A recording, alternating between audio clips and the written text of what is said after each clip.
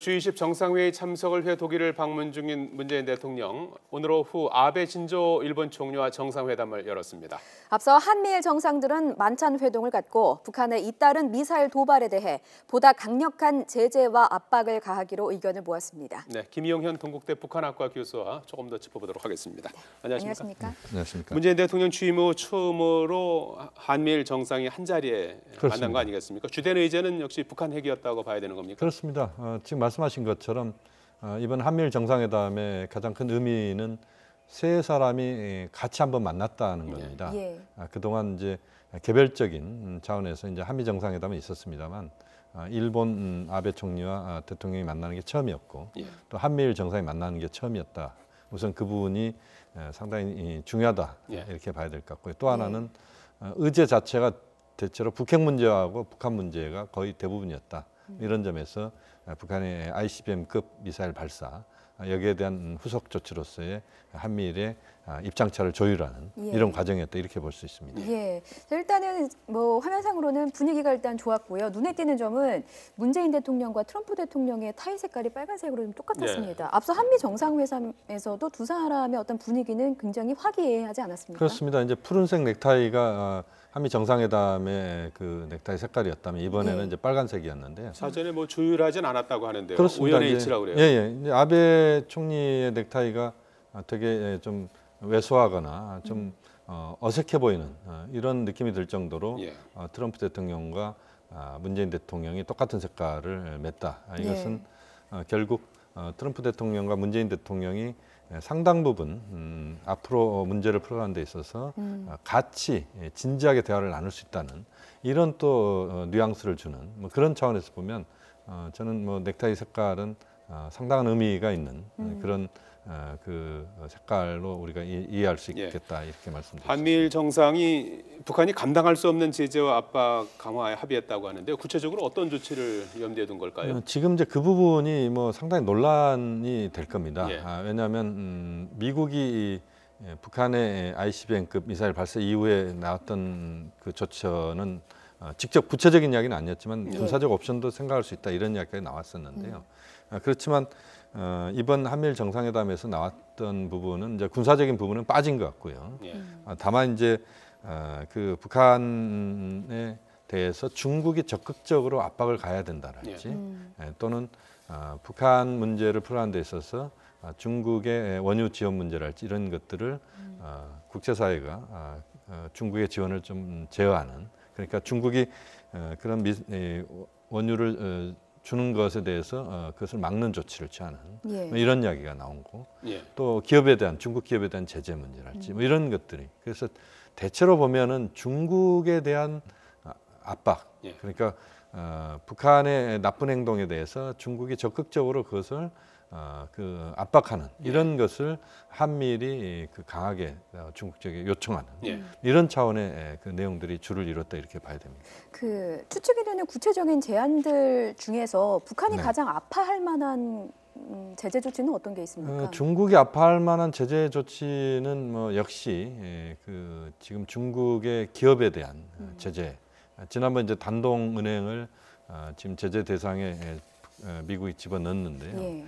그것을 넘어서서 중국 기업들을 북한과 거래하는 기업들을 제재하게 됐을 때 그것은 중국의 그런 기업들에게 어마어마한 피해를 또 끼치는 이런 것이기 때문에 거기에 대한 중국의 불편함이 있다 이렇게 봐야 될 것 같고요. 북한은 어떻습니까? 북한 입장에서는 역시 이제 그렇게 되면 이제 원유 공급이랄지 이런 부분에서 지금 이제 북한에 대한 중국의 원유 공급이 정상적으로 이루어지고 있는지 아니면 조금 줄었는지 이 부분을 판단해야 됩니다만 미국이나 국제사회가 한미일이 요구하는 것은 뭐 한국은 빼더라도 미국과 일본이 요구하는 것은 원유의 그 공급을 상당 부분을 줄이는 이런 부분들을 지금 이야기를 하고 있는데 그런 과정에서 전체적으로 북한의 경제 활동, 특히 무역 활동이 상당 부분 위축되거나 북한 경제에 직접적인 영향을 주는 원유가 이제 많이 줄게 될 경우에 상당한 부담을 안는 그 부분에서는 북한으로서는 상당히 아픈 부분이다 이렇게 봐야 됩니다. 강경화 외교장관이 한미일 정상 만찬 결과를 직접 설명했는데요. 잠깐 들어보시겠습니다. 우선 북핵 문제와 관련 3국 정상은 보다 강력한 안보리 결의를 신속하게 도출해내서 북한에 대해 이전보다 훨씬 강화된 압박을 가하는 것이 중요하다는 데 의견을 같이 하고 한미일 간 굳건한 공조를 바탕으로 중국, 러시아 등 관련국들과 긴밀히 협의해 나가기로 했습니다. 아울러 3국 정상들은 북핵 문제 진전을 위한 중국 측의 적극적인 역할의 중요성을 주목하고 한중 정상회담을 포함하여 근본 G20객이 개최되는 양자회담 및 다자회의를 최대한 활용하여 중국 측과 그리고 러시아 측과 긴밀히 소통해 나가기로 하였습니다. 예, 북핵 문제와 관련해서 한미일이 이제 중국에 보다 더 좀 적극적인 그 대응을 계속 요구하고 있는데 최근에 보면은 중국은 오히려 미국의 책임이 있는 게 아니냐 이런 주장을 하고 있지 않습니까? 그렇습니다. 중국이 이전의 태도와 좀 달라진 겁니까?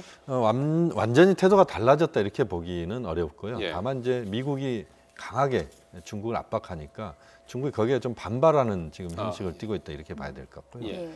북한과의 혈맹 관계를 유지한다는 이야기도 이제 어제 한중 정상회담에서 했고요. 예. 북한에 대한 중국의 입장 또는 미국에 대한 중국의 입장 이런 것이 좀 튀는 듯한 모습들이 지금 나오고 있는데 이 부분은 좀 일시적인 부분인 것 같고요. 아무것도 안 하겠다 이런 건 아니죠? 그건 아닙니다. 예.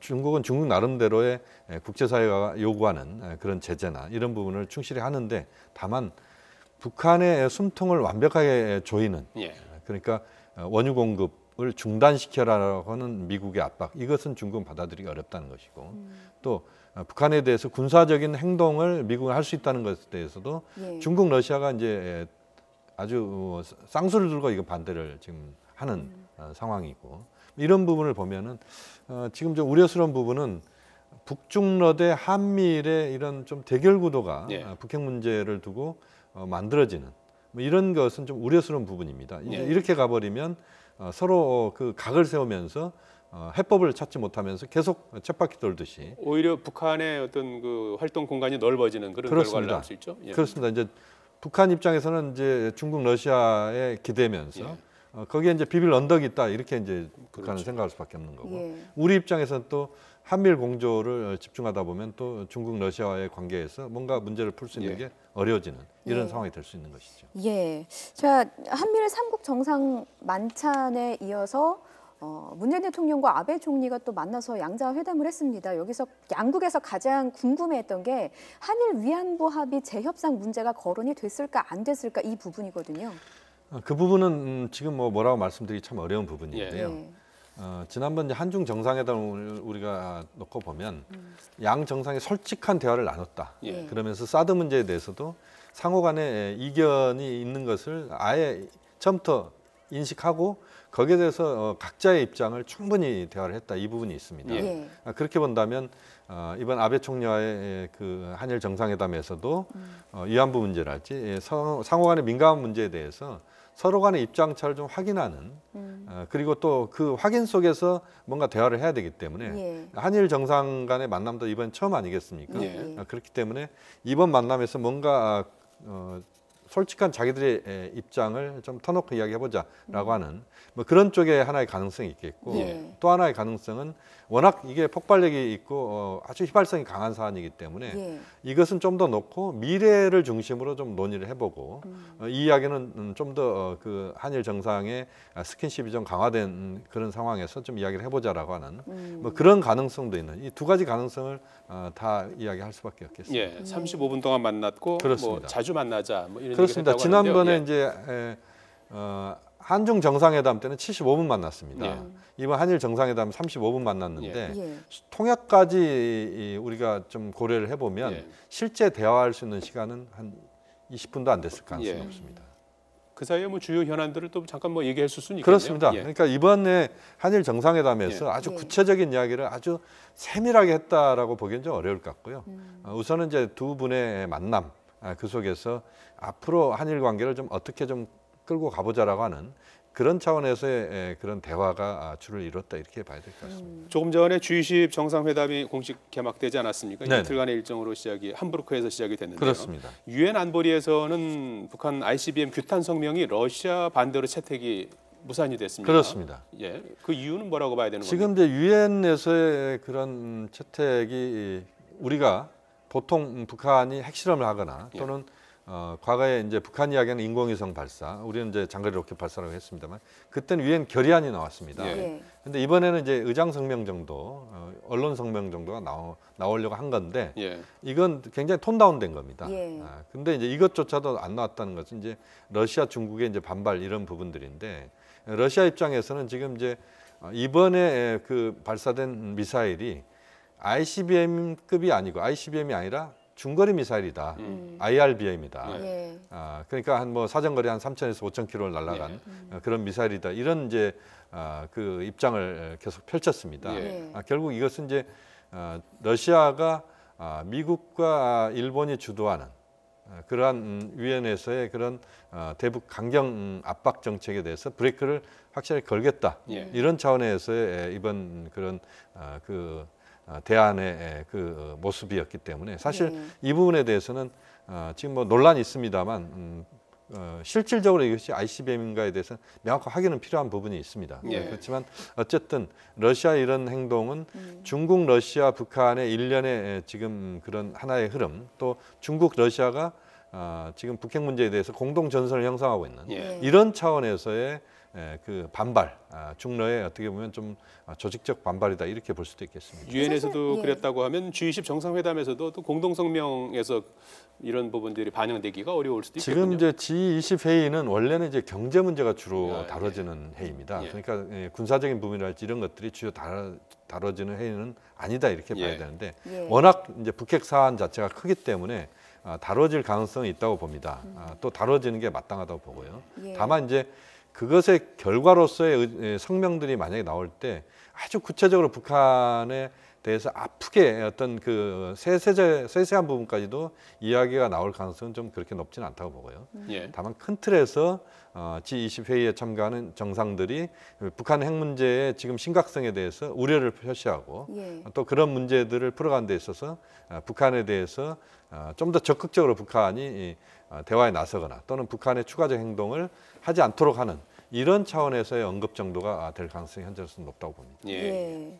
그 유엔 안보리 그 짧게 질문드리겠습니다. 네. 러시아는 당연히 성명을 반대할 줄로 예상이 되고 있었는데 반대할 것으로 예상이 됐던 중국은 오히려 또 가만히 있었습니다. 스탠스를 어떻게 봐야 이건 됩니까? 이제 중국과 러시아가 아마 그 입장에 대해서 좀 사전에 좀 조율이 있었을 가능성이 있을 것 같은데요.